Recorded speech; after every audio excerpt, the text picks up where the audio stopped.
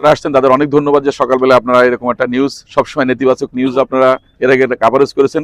আজকে আমরা একটা পজিটিভ নিউজ মিডিয়ার কাছে উপস্থাপন করতে যাচ্ছি।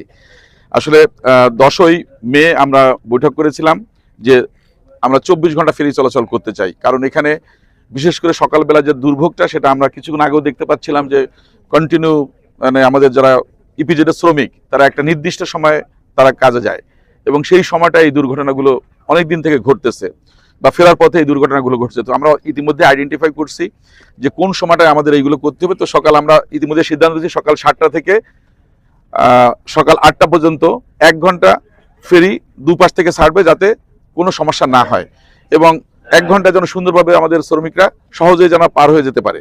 ঠিক তেমনি অফিস শেষে বা তাদের শেষে, মানে ফ্যাক্টরি যখন ছুটি হচ্ছে তখন 7টা থেকে 8টা বা 5টা 6টা থেকে 8টা পর্যন্ত ওই সময় হয়তো 2 ঘন্টা বা 2.5 ঘন্টা আমরা বিরতিহীনভাবে চালাবো দুটো ফেরি, যাতে তারা সহজে যেন পার হয়ে যেতে পারে এবং এই দুর্ঘটনা যেগুলো ঘটেছে অতীতে নতুন করে যেন না হয়।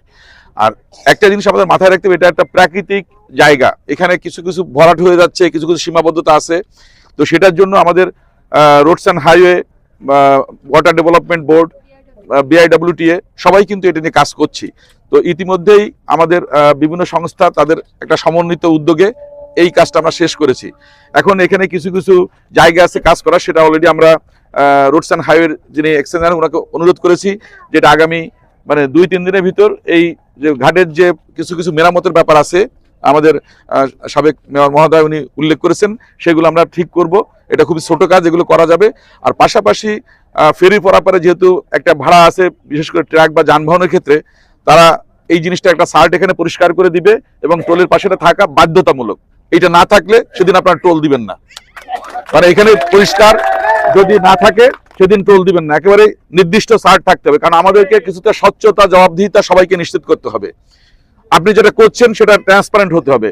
আপনি মানে যে অবৈধভাবে যে কর্মকাণ্ড সেগুলো আমরা অনুৎসাহিত করবো, এটা কোনোভাবে করতে দিব না এখানে।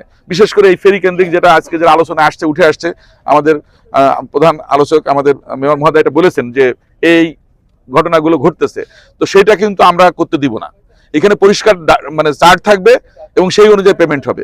পাশাপাশি এখানকার যদি এইটা 24 ঘন্টা চালু হয় তখন কিন্তু আমরা এই যে সাইলোর গুদামটা আছে আমাদের জয়মনিতে, এখানেও কিন্তু ট্রান্সপোর্ট এখানে শুরু হবে বাই রোডে।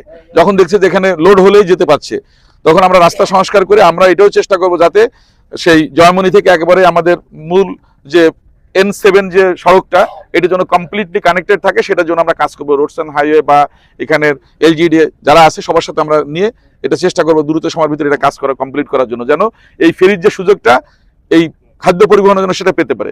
পাশাপাশি এখানকার মোরলগঞ্জ, শরণখোলা, রামপালের দুটো ইউনিয়ন, এদিক দিয়ে তখন দেখা যাচ্ছে ফুল টাইম যখন ফেরি চলবে অনেকেই কিন্তু এদিক দিয়ে তখন পার হবে এবং আপনাদের ভলিউম অফ বিজনেস আমি মনে করি এটাতে রেভিনিউ অনেক বাড়বে। আর যেহেতু আগে 8 ঘন্টা চলতো বন্ধ থাকতো, এই জন্য অনেকেই কিন্তু বিকল্প চিন্তা ভাবনা করতো। তো যখন ফুললি যাবে তখন আমি মনে করি যে এটা কস্ট ইফেক্টিভ বা একটা লাভের জায়গায় চলে আসবে এই ফেরিটা এবং এই সার্ভিসটা। আমি মনে করি এই প্রত্যেকটা সেবা জনগণের জন্য, আমাদের সাধারণ মানুষের জন্য। সুতরাং সাধারণ মানুষের কথা চিন্তা করে প্রত্যেকটা পদক্ষেপ আমাদের নিতে হবে এবং এটা নির্মোহভাবে নিতে হবে। কোনোভাবেই যেন আমাদের কোনো উদ্যোগ যেন মানুষের যে প্রত্যাশা তার বাইরে না যায়।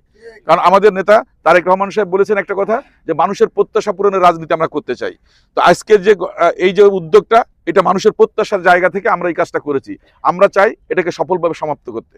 আপনাদের সহযোগিতা চাই। বিশেষ করে মিডিয়ার যারা আছেন তাদেরকে বলবো যে আপনারা আমাদের যে উন্নয়ন কর্মকাণ্ড, পজিটিভ যে নিউজ, সেগুলো আপনারা হাইলাইট করবেন যেন আমরা আরো ভালো করতে পারি। পাশাপাশি সত্যিকার অর্থে যে দুর্যোগগুলো আছে সেগুলো আপনারা তুলে ধরবেন যেন আমরা কারেকশন করতে পারি। কারণ আমরা চাই এই জনপদের মানুষের জন্য একটা স্বস্তির জায়গায় নিয়ে আসতে প্রত্যেকটা জিনিস। কারণ আমরা ক্লাইমেট ভিকটিম, আমাদের এখানে কর্মসংস্থান অভাব আছে, এখানে মোংলা বন্দর, ইপিজেড, আমরা চাই এইগুলোকে কর্মচাঞ্চল্য ফ্রি আনতে।